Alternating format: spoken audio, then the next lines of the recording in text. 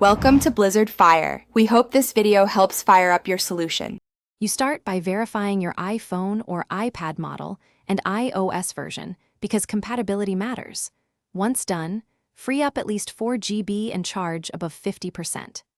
Next, install the virtualization helper on your PC or Mac. This provides the bridge to emulate Android without jailbreaking.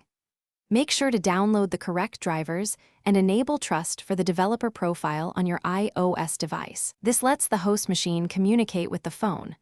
After that, create a full backup so you can restore if needed. Now you import a compatible Android image into the virtualization host and allocate resources. Assign CPU cores and 2 GB RAM depending on device constraints. Configure USB forwarding so your iOS device can share storage with the virtual Android instance. This enables file transfers and sideloading. Set display resolution to match your device or use 16:9 for compatibility. Then boot the instance and complete the Android setup.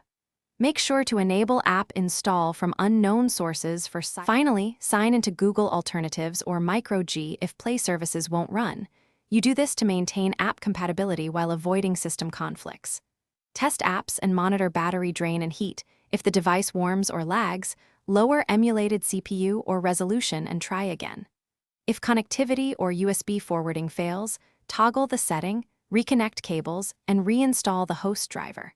As a last resort, restore the iOS backup you made earlier and repeat the import with a different Android image to isolate the issue.